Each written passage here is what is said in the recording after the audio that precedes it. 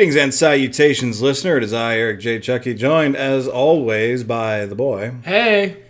This is the Two Nerds Podcast, and forgive us for any weird audio you might experience. There's someone mowing outside or weed eating or... They've been doing it forever and we're tired of waiting, so you get to hear the mower man with us. Well, I don't think you're going to hear the mower man, but like we might pick up funny because I'm an amateur at audio manipulation. So, regardless, today we are here to talk about...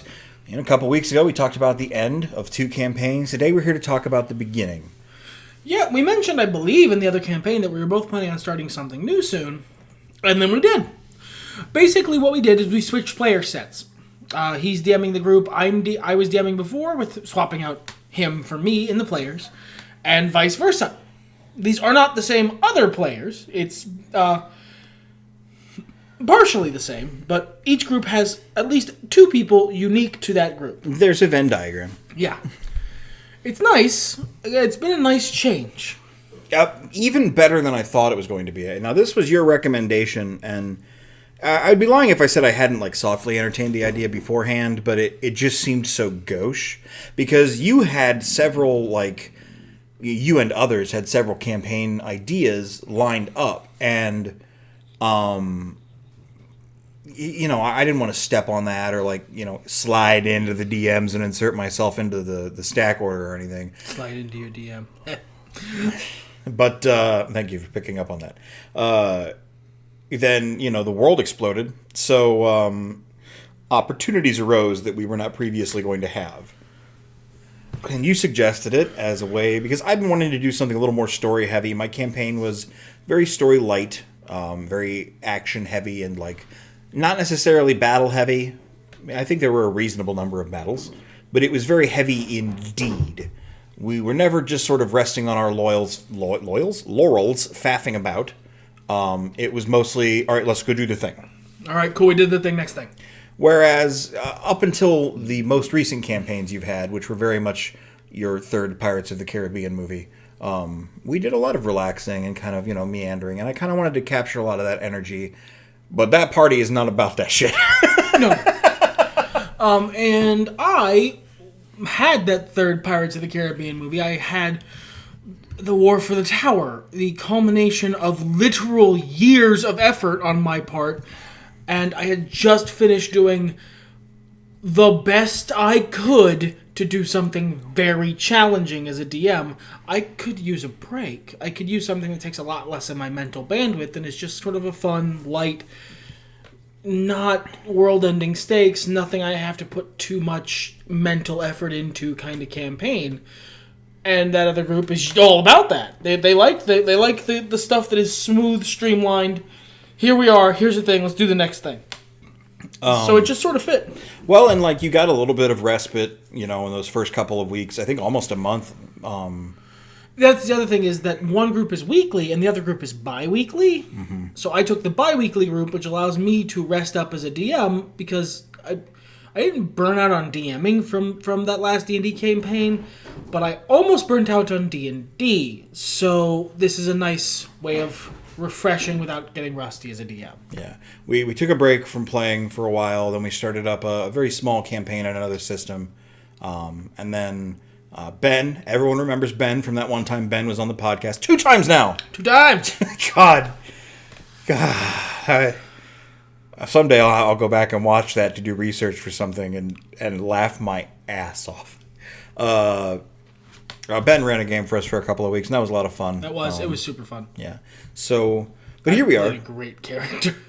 We've learned so much about Dungeons and Dragons in the last year, I feel. Yeah. We'd been playing for a while up until then. Obviously, you've been having your campaigns for years, and, I've been playing and existing in the world, listening to things like Critical Role up until that point. But specifically within the last year, I knuckled down because I wanted to remember how to DM again. I wanted to reteach myself. And I was reaching, man's reach exceeds his grasp. I was aiming for the fucking moon. Your arms were too short to box with God, so you got a stepladder and went, bring it, bitch. So I had to, and there's certain things learning about D&D that can only be done through stress testing. Yes, I agree. And it is stressful.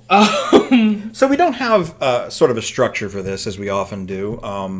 But I think there are some points that are easy to cover. In brief, can you explain your new campaign? Sure. Okay, I know we have listeners, at least one, who is a player in my new campaign. So I'm going to try and avoid saying things which will make for obvious spoilers. That's a good idea. But aside from you, but you know me too well to not have spoilers already. I am forgetful and don't metagame. I am doing an adaptation of, because that's really where I shine, is adaptations of things, but much in the same vein as my last campaign, it's very loose, and it's also more of an adaptation of theme than actual plot. Yes, I would agree with that. As someone who knows what you're adapting somewhat, I think it's already pretty clear that this is homage. This is inspired by true events, which means 75% of it is made up. Yeah. And it's basically, it's going to be a smaller stakes story based on the idea of the end of a kind of world. The base thing it's sort of thematically inspired by is the end of the Wild West, the end of the outlaw. What happens when civilization starts to encroach so far that there's no room left for the wild adventurer? You know, I forgot that was basically the core idea of your game, and good lord, my new character fits that theme way better. Because civilization literally is encroaching upon the Minecraft hut. And but, like, what happens when there's no room left? Yeah. When there's no room left for the outlaw, for the brigand, for the adventurer who fights them? Where do they go? What is the end of that story? And that's why it's not destined to go for a long time. That is maybe a spoiler. It's not going to be a 1 to 20 campaign. We started level 6. We'll get where we get. I know where I'm going to be stopping at hardstyle, so in terms of level growth. And the story has an end. And when you guys get to it, you've gotten to it. But I want to see where you take that. I want to see where those players take that idea. Because part of the idea behind the campaign was also to take this group, which is very action-heavy, very decision-focused, very like, okay, we did this thing, go to the next thing. And not so much. It's not so much that they take D&D as like a theme park ride, so much as my campaign was very much a theme park ride. Your campaign was, but that's not really. I feel like these players are perfectly happy doing something a little bit less structured, something where they have a little more freedom to see where things go. And I wanted to just sort of give them that freedom, give them a situation which isn't as clear cut, where the good guys aren't always completely known, and just sort of see where you go. And I really wanted to do that as well. So far, I think that's been turning out very interestingly. And it's a lot of what I wanted to do with my next campaign with them, which we were planning on starting immediately until this swap came up, was just to, like, build a little more story and encourage them to, do a bit more exploratory stuff. I recently heard the term the Big Damn Quest. Which is fantastic for describing those big world-saving, Final like Fantasies. Big Damn Heroes. It is the Big Damn Quest. We both ran the Big Damn Quest, and I think we're both ready for a break from the Big Damn Quest. I certainly am. Yeah, none of what's happening here is going to be going to the Big Damn Quest. So, like, that's what I was trying to avoid. I wanted to tell more personal stories, and I still intend to. But this is a nice transition. Because I don't think the stories are going to be that personal, but there will be more room for, like, character growth and, like, independent decisions and points where the party maybe doesn't agree entirely, but they come to a consensus. Like, there's going to be a lot more door problems, I find. That name coming from the fact that if you ever want to stymie a group of adventurers, do not put them up against a morally ambiguous villain or a complex plot. Yeah, just put them in front of a door. Doesn't matter if they know this, by the way. Both he and I know this phrase, and if you put us in front of a door as players, we will still hem and haw for 45 minutes. It just works. It doesn't matter how much... we both use this as DMs and have it used on us as players, and it doesn't stop working. Unless you have specifically designed your character to ignore the door problem. But then they will have other dilemmas. So, just up to you as a DM to figure out what they are. But, I think thematically, I think we're both off to a good start. Let's continue to trade back and forth here before we get too far into like different questions and analyses. I am trying to do things that I decided were taboo based on reactions of players I don't even personally hang out with outside of games anymore in my teens and 20s. So I crafted a little custom region, somewhat inspired by stuff that I enjoy, but less than the last couple I've done. This is much more sort of whole cloth. Yeah. And I want to do something that's more in my wheelhouse of what I'm good at as a DM, which is soft stuff and suspense. You can talk to my NPCs for hours. I'll come up with stuff to say. He's good at improv in that particular way. And I mean, so long as I can cobble together a character, so long as I know how much I need to say, I tend not to belabor the point. Let's keep things moving. There are other people in this game. But, we can jerk around for a while and just have a nice time, enjoy a few drinks at the bar, go shopping, and I'll make it interesting.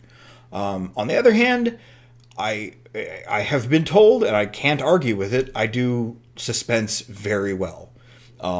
Traditionally, I do it through the lens of, like, horror, but it's not necessary. I think I would be able to pull off a suspense similar to the game you called the Atlanta campaign. I think I could do that just as easily. The kind of everything is very serious, and I am only just now realizing how small I am, even though I can cast 6th-level spells. Yeah. So I kind of want to go more towards that direction. I don't want it to be too serious, so it like ebbs and flows. But there's a rough amount. There's a right amount of levity. The game can never be too serious so long as Human is here. Sure, yeah, Human, who is a perfectly normal human being like anyone else. But among the things I did that are taboos, I convinced myself I wasn't allowed to do. I vastly limited the number of races available. I came up with a couple of homebrew ones, and I grabbed some ones that filled like stat block niches. And just sprinkled a couple in that was like, yeah, okay, it makes sense that they'd be there, But out of the, 100 and some D&D races that are available, not really even counting the subclass or the sub-races, I think there's 20. Ish, yeah. And just really tried to flavor the regions around them. And I did handouts, and I asked people to, like, fill in information, because I want to help build characters. And I want you to take these characters places as opposed to a set of stats that fights the monsters. Yeah.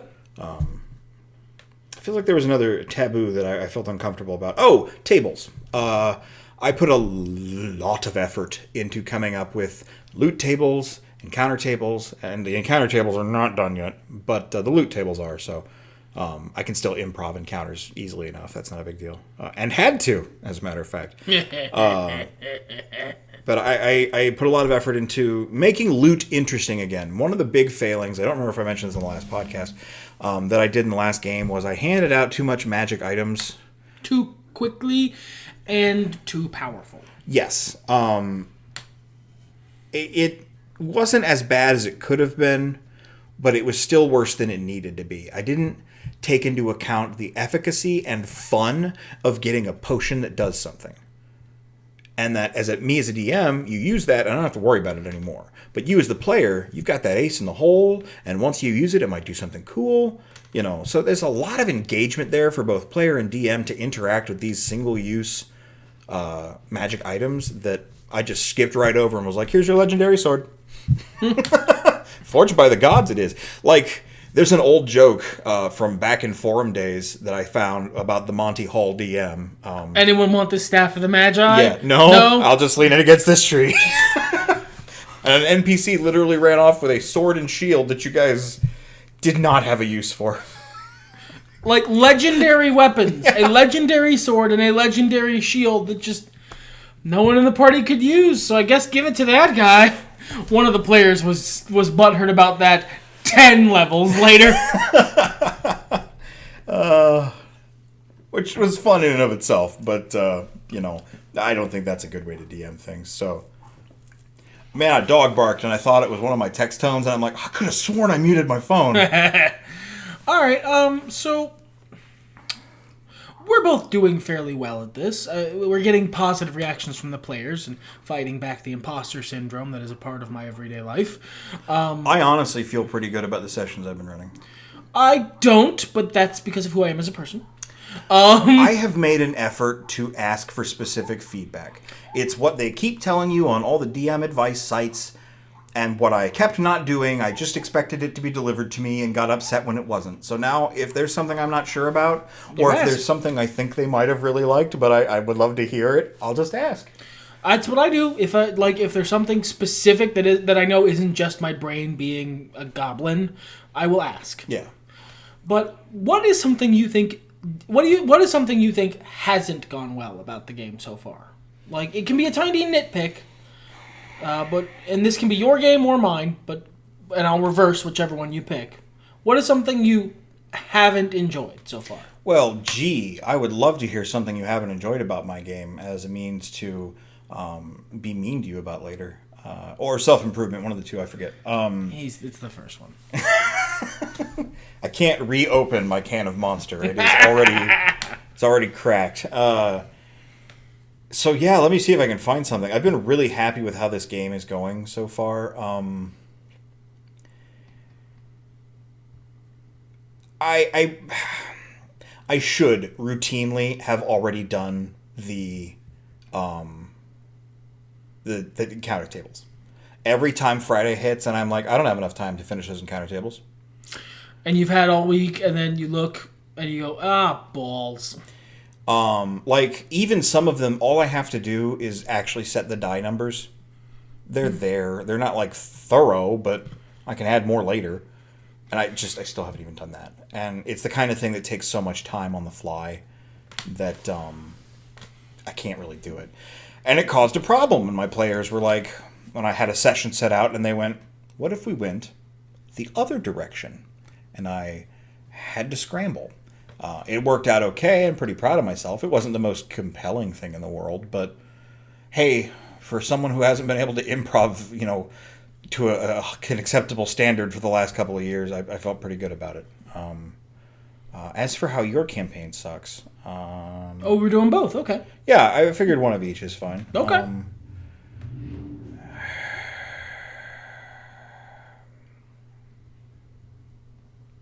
I think the biggest criticism I can have that is specifically up to you as a DM was the kick the tires encounter.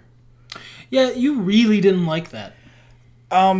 Well, that's being harsh. I think that's just the biggest criticism I have that is down to you entirely as a DM and no other factors. It was just...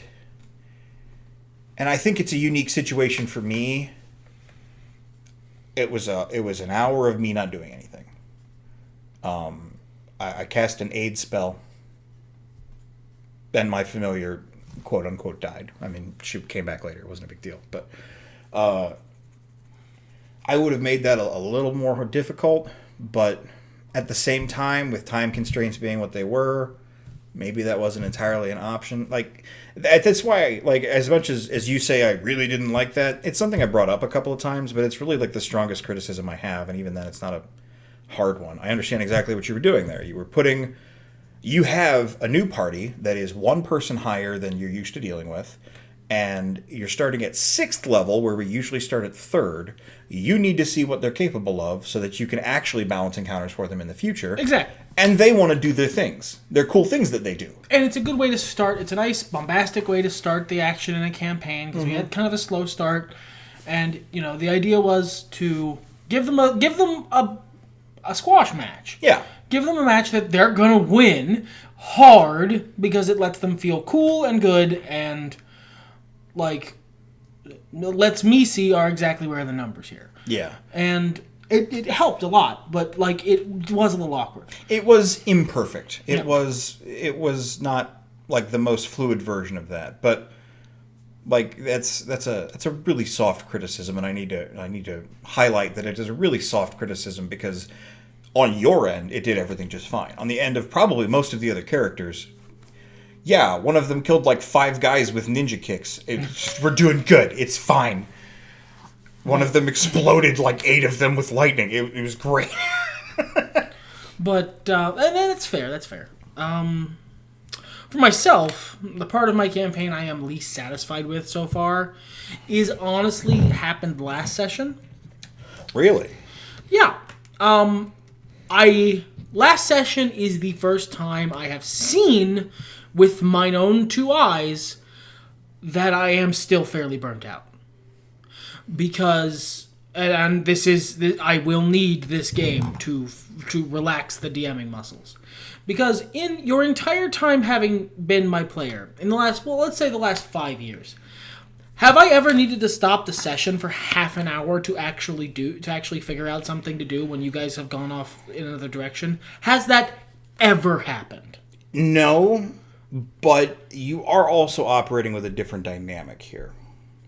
Because whereas usually, especially if it was just Beard and I, because once everybody else joined in, the cart was on the rails. Yeah. And I don't mean that as in a he was railroading us thing. I mean like everything was in motion. We knew what we were doing, so we pursued those goals. But when it was just David and I, it was just fluff. Okay, we went to a store you didn't expect. Well, I guess I have to come up with a quirky NPC. Done. All right, what shopping did you have to do? But like, even if you guys did something, very much what I wasn't expecting, and I had to come up with a whole new set of combat encounters, I have never, in the last 5 years, needed to grind the game to a halt to pre-make shit like that. Well, and that's another thing that's happening too, is you are now using a graphical grid map, which is something you only started doing after the previous campaign was on its rails. Making tokens, setting up maps, all that shit takes time. And I don't think that's so much of a DMing resource. I appreciate where you're coming from, and I understand, and I'm not trying to take away from your own criticism, in that you recognize that you are not as prepared for everything like you used to be. I accept that, and I'm willing to agree with you. You know yourself better than I do. But give yourself some flexibility, because it's not just brain make thing. Okay, thing ready, go. Now we go. It's okay, brain make thing. All right, now manufacture thing with hands on computer screen to satisfactory level of detail. That is a lot of what took that time. Yeah. So, like, because I knew what it was going to be, but I had to actually do it. Yeah. So, like, and when we played in the physical world with one another, it was, please give me 5 of your Evil Corp Lego Mens and a bunch of walls. Very nice. Very convenient. Yeah. So, like, don't be too hard on yourself, because if you think I make my new maps and combat encounters pop up seamlessly, awesome, the magic trick's working. Well, it's not judging. It's judging based on past me. Sure, fair enough. You're operating on a different level now, is all. But as far as your campaign, honestly, I don't have much in the way of criticism. I know I'm the one who like suggested this, but I don't really have much to go on. So I'll try and think of something nitpicky. That's what I did. I'm actually very overall happy with this campaign. I think the only thing that I could nitpick is actually related to your criticism, which was, I really like the little mystery you gave us to solve, but I feel like maybe you have Abrams'd it just a little bit, and that is it's a little bit of a zebra mystery where that was not required.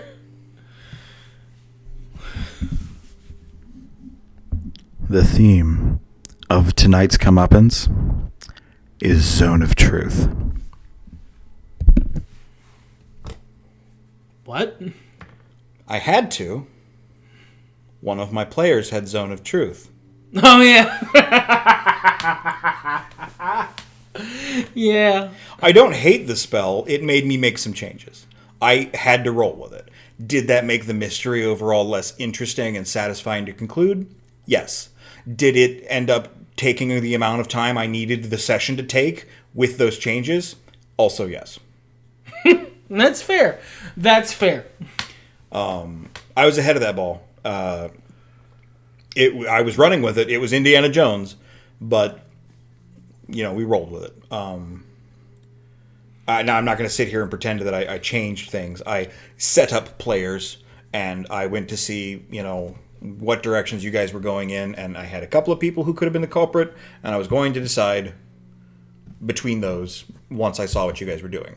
And then one of you said Zone of Truth, and I went, that's right, fuck, and we made the decision amongst those people who could have been the culprit. In fact, it's a little behind-the-scenes thing for those of you who are in the campaign and listen to the podcast.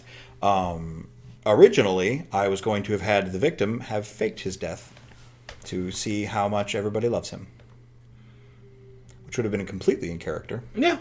That was one of the options originally. That wasn't the option, but after Zone of Truth came out, I was like, that could be fun. And I'm like, no, that's worse. That's more unsatisfying than it being a mystical third-party sort of thing. No, not do that. But that's a fair criticism. I did what I could with what I had. That was the session where my players went in the other direction, and I went, fuck. But we made hay out of it. Yep. And these are incredible nitpicks. Overall, both campaigns are going very well. Yeah, I really enjoyed last session. I thought the encounter ended up incredibly balanced. So if you need to take half an hour to get your sheep in order to have the Bahram U moment from Babe, go for it. Make those sheep dance. My brain is just reminding me that I know the whole Bahram U speech still because my brain doesn't remember French, but it remembers the Bahram U speech from Babe. Hey, same. I'm broken inside. So, what is something conversely? And you mentioned you really liked how the combat went in my last session, and I appreciate that. What's something you've really liked as a DM about your game? What is something that has happened that has made you feel very satisfied? I think the trappings of limiting races and the location and stuff are good. And I would do that again in the future so far. That's produced good enough results that I would, but I wouldn't say it's the biggest hit. I'm just glad to I'm glad to have that tool back in my toolbox. To feel like it's an appropriate thing to do sometimes. What I think was a critical success was the character survey and then the rumors that I gave them off of that. So what I did is I gave everybody a series of questions. 1 second here. Let me see if I can find the He's document. going to literally pull them up. I'm literally going to pull it up because what the hell else do I do? It's Googling with Whitey. You guys know how much we love that on this show. We'll look up Cora so you don't have spoilers for the characters. I really actually appreciate that. Yeah, you're welcome. Why are you adventuring / doing mercenary work, etc.? What made you decide to cultivate the abilities that make you your current class? Because as you guys know, if you've watched our class podcasts, a paladin isn't necessarily a man of a holy order who follows a specific series of rites and tenets to get divine power from their god. We're flexible with stuff like that. What motivates you? What do you hope for? And what are your goals? That's all one question, phrased 3 different ways to give people some flexibility. Describe your greatest fears, either phobias or tangible concerns. What is something that you wouldn't tell a stranger? The idea is there, what are one of your secrets? But, I don't think that gets the point across right. It implies that this character is hiding something. It is, what is something that is beyond the threshold of, you have to know me personally. Yeah. Describe a time when you failed. Who are your parents? Are they still alive? Do you have any other family? Any other people you're attached to? This is in order to get fodder for villains to kill. Yes, or kidnap. Or I am fully kidding. You don't have to do that. I mean, sometimes a player wants you to and go for it, but That's terrible. Don't be like that. Or be like that, depending on the player. Yeah, discuss it with your player first. Let me put it that way. To me, it helps inform who this character is. And, well, we'll get to that at the end. Do you want to have a family of your own someday? Do you have one now? Where do you come from? Where did you grow up? This is helpful because I have a map with a lot of locations and descriptions about the areas so people can go, I want to be from this town. So, there's a very conscious knowledge, accessibility that, they can answer that question with. Do you have a religion or faith? Why or why not? And how would you describe yourself as a person? How do you think others would describe you? I did a version of these for myself, the last few characters I've made. This was unprompted. I wanted to make a character. I didn't want to make a collection of stats. And answering these questions helped me to create someone who was fully formed. And a lot of the time, it would help me realize that this was not a good character idea. If I couldn't answer these questions, if what happened after I answered these questions wasn't, satisfying. Yeah, it didn't present something that would be comfortable to roleplay. It has helped me out a lot. So, in giving it to my players, first of all, it provides me as a DM with information to help them feel integrated with the rest of the world. Secondly, it forces them to make a character. And not just a collection of stats. Or rather, perhaps better, it forces them to make a character out of their collection of stats. I don't feel like that's a problem your current player base would have, but... Well, force is a hard word. It allows them the opportunity to. It allows them to attach themselves to the world as much as it allows me to attach them to the world, etc., etc. But it is the tool through which we make sure that is done instead of assuming it is. It was very fun to do. Yeah, and it really lets you integrate, and I've got nothing but good feedback about it so far. What I responded to that with is, this is a tip I picked up, I believe, from Reddit. We looked at their intelligence and wisdom scores, the bonuses, and what intelligence skills they had training in. And I gave them a rumor or trivia fact or tidbit related to either something intelligence-based, something wisdom-based, and then their specific kill training. So, for example, something that came up completely unrelated to human. Yes, very unrelated. Maximally unrelated. That was from your wisdom score, I think. Maybe your intelligence. There are a race of creatures called crabulons that live deep in the coral forests below the waves. They are even more rudimentary than the cowrie, the toad people, and twice as stubbornly ignorant. It goes on from there. But now the boy has some background information, something that his character knows about the world that the other characters don't. It's his character's secret to keep, or tell, or use as it comes up, and then it gives me some ideas, some pre-gaming, that I can go, okay, this is a thing that exists now, I can use it later. And then it's going to make that character feel connected, and that player feel engaged, and just draw things together really well. And so far, it's worked really well. I can only speak for my own results, but yes, it has. Every time something from my rumors has come up, my brain goes, I know that thing! Yeah. That's where we live! Exactly, yes, exactly. It's the wrestling pop. What about you, Capitan? What's something you feel has gone really well? I feel like, and this is perhaps an odd one to say, but, and this is a good way to bridge into it, one of my players changed characters. And that changeover can be quite awkward. But I think it went really well, and I feel like I was able to help that player come up with a new character who fit the vibe of the rest of the player characters a lot better than their initial idea, and I like that a lot. You did a session 0, notably. Yep. And I don't think it was because of the distance, especially because we were working over Discord instead of face-to-face. I think a lot of the things that are supposed to happen in a session 0 didn't. And also because we had to make 6th level characters. There's so much more to do that a lot of it got done early, just so it was done. And that didn't really fit the spirit of the Session Zero either. Because usually when you do a Session Zero, it's basically, for those of you who aren't in the know, the DM gets the group together, and everybody kind of makes their characters at the same time. You probably have a concept, and maybe you've done some stats or something, but you kind of finalize everything at once. And it didn't really happen. It just was like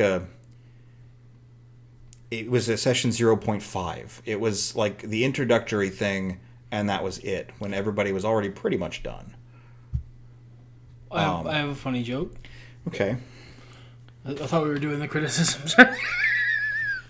It did not go well. To my liking, it went very poorly. I probably won't be doing something similar in the future. It just is not a good concept for the current structure of player, or how many players we have, or a bunch of other things. I think I would do it again if I had another game with like 2 people as players, but past that, it's just not. It doesn't jive well. It ends up being not terribly effective. I think despite any other like pinpoint you could look at and go, this didn't go well, I think really the worst thing was the separation.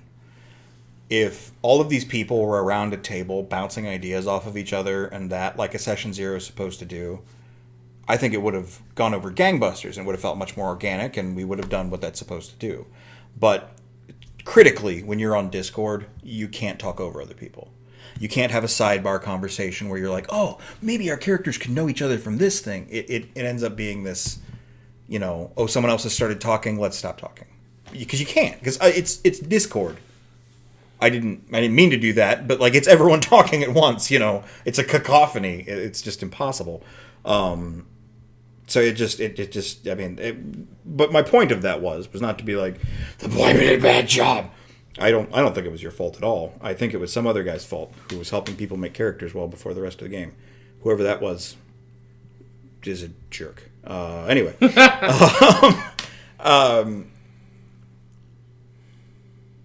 But I think that sense of stop saying the word Discord caused the problem that necessitated the character switch in the first place. I think if that had gone the way it would have gone, were we not currently in quiet lockdown, I think it would have been either that problem would have been addressed sooner, or the character would have been integrated with everybody else, seamlessly. Possibly. But I agree with you as far as the fix. I have never seen, as somebody who's changed their characters a lot in the past, I've never seen someone just swoop a character out and swoop another one in, and everyone just kind of went, okay. Yep. It went real smooth. Every other time myself or someone else has done it, it's been, well, what about so-and-so? They're the most beloved character. You can't leave them. Or, that character has a critical piece of plot information that we kind of have to shift around, or like the timing. It was like watching those assembly line cooks in China or wherever that are making these complex dishes just by waddling 2 paddles back and forth, and it ends up a beautiful rows of noodles with like colorful strings of cabbage coming out, and you're like, I couldn't do that with like a compass in 3 hours. This guy's just slapping it together. It made me feel very good as a DM. That I was able to just slot in, slot out, and move along. It was smooth as butter. I do want to compliment again on that encounter, as much as it took you to get it together. Like, everybody was able to shine and do what they were best suited to do. And undead, man, if y'all are running an early D&D game, throw zombos at people, because they got shit ACs, decent enough hit points to stick around for a while, and what they do is not a big deal. They are good cannon fodder.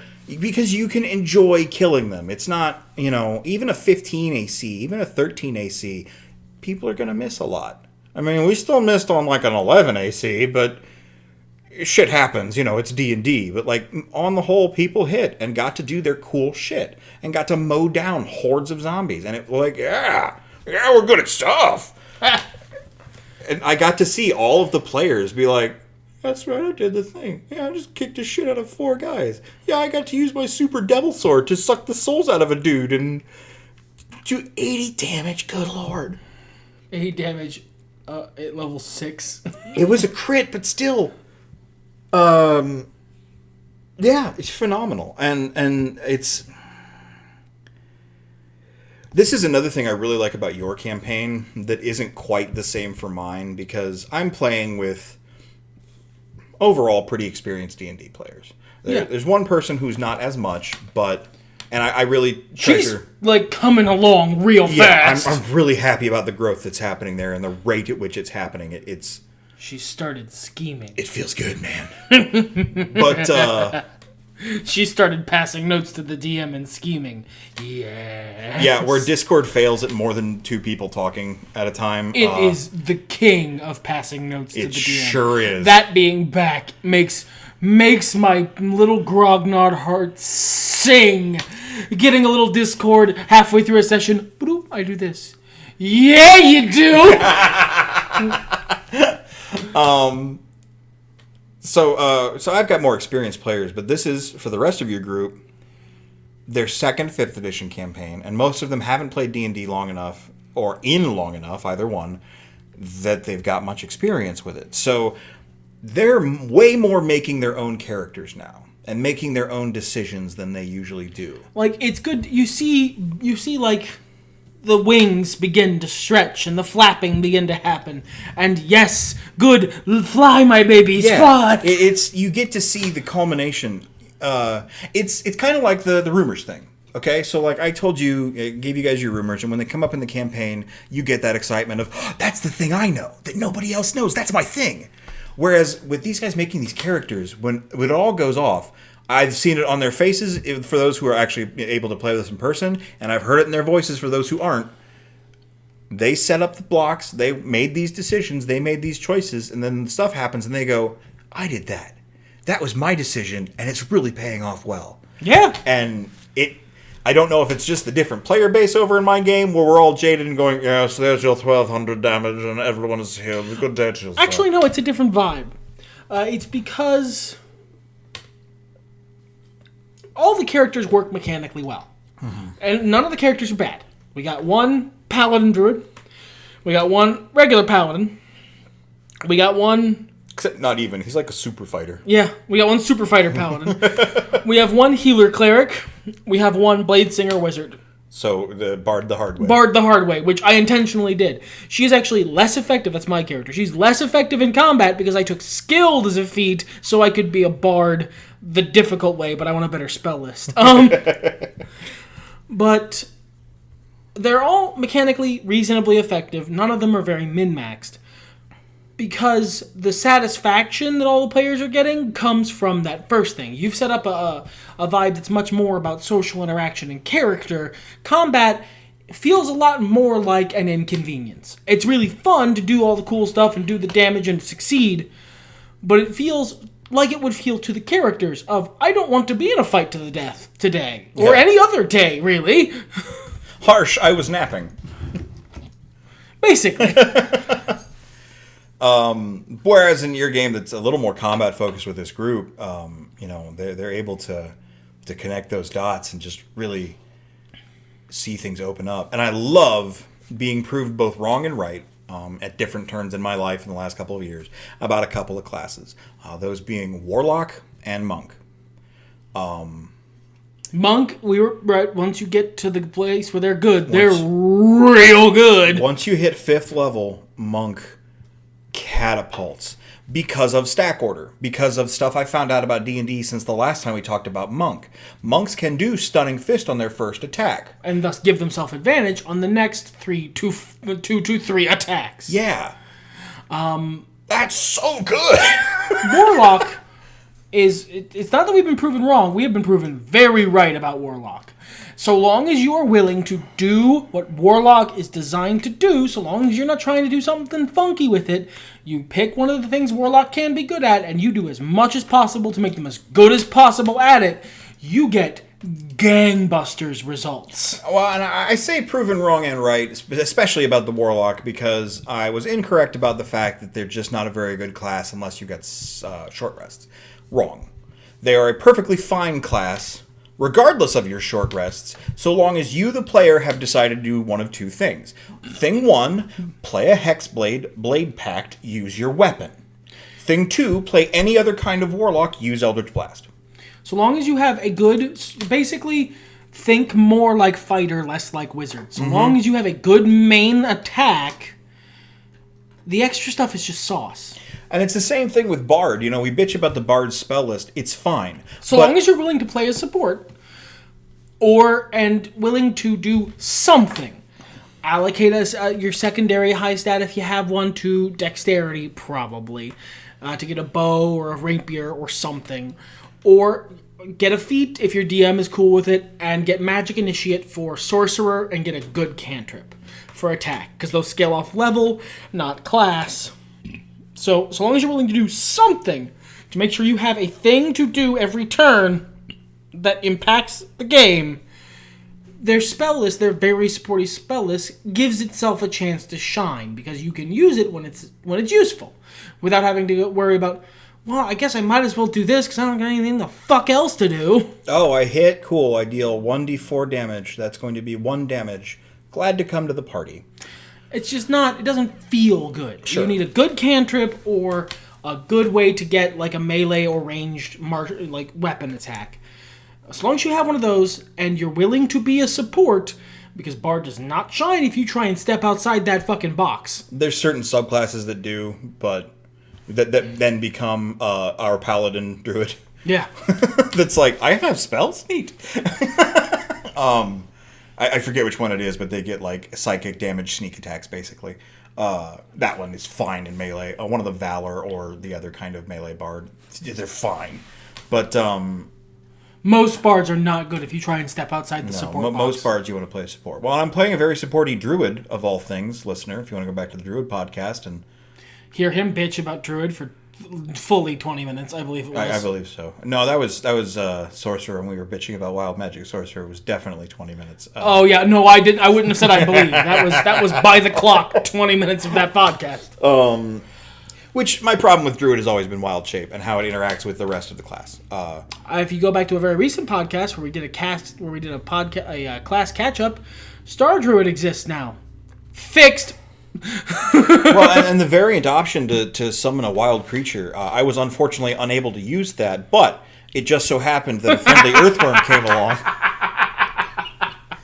and it felt inclined to help us out in combat, and that gave the enemies another target to look at, and it did a three damage. It did 3 damage, which happened to kill 2 enemies because they were both at 1 hit point, and then it soaked 3 enemy attacks, because they all go on the same initiative and all attacked the worm, which had scrawled to the front of the party. So it tanked 3 attacks in 1 round and then died. It served its purpose. What a noble creature. I wish I knew where it came from. Oh. So yeah, that's. Is there anything else you'd like to say about your campaign? I'm having fun with it. I have a rough idea of about how long it'll last, and I feel like that will be very satisfactory to the players, and that's nice. Yeah. I think a lot of them are enjoying this, but I think we're all excited to try to do something with the original configuration too. Yeah. So I'm glad we all agreed beforehand that this was going to be a soft thing and not enjoy your next 2-year-long campaign. No. I have material for this game. I don't have 2 years of material for the Fivefold Confederacy. I'm sorry. And it's a similar thing with my game. I really love running this game, and I really love the stuff we're doing, and I can't wait to get to some of the spookier parts and the more intense parts, but it doesn't have to go forever. It doesn't have to be another 2-year campaign. I've made that clear. I'd love to continue playing with these characters for a long time, but, you know. I would ultimately, the only thing I really want out of this campaign is something that's going to happen regardless, which is I get to experience more of this character, who I am playing someone who is not very much like me at all, which is always fun. And secondarily, I would like to get a few more levels under my belt, because I feel like the build I'm making will come to life in a very satisfactory way, and I kind of want to see that happen. There's a primary thing that I do want to accomplish before I'm done with this game as a testing ground for my next campaign. If I can help it, I'm not taking my characters above level 10 ever again. Things just get too weird after that. Just because of like how every level you get more hit points and your proficiency bonus goes up and you get all these features and you get all these spells all at once. Like the power ramp up is much stronger after level 10 than it is from 1 to 10. Having played lots of campaigns in those levels, both played and DM'd, it just is. So after level 10, I want to do more incremental increases, like, some sort of point system, or I haven't fully figured it out yet, but like, okay, well, it's time for you to get your bonus, whatever the fuck I end up calling it. Oh, cool, I'd like to get that proficiency bonus up. Or I'd like to get this class feature, which is the capstone for my subclass that I wouldn't have otherwise gotten. Or I'd like to get some more HP, or whatever, but you get one thing. You get pieces of levels a la carte. Yeah, and it's going to slow down that hard ramp. It's going to not make 20 seem like a goal. 10, that's an attainable goal, especially when you start at level 3 like we do. Super attainable. 20's a slog. I've never managed it. I in my big, giant, ridiculous, universe-ending crossover, no. You guys got to level 15 and you're stopping there because I can't balance that many level 20 characters. Now, to be fair, that was like 12 characters. So yeah.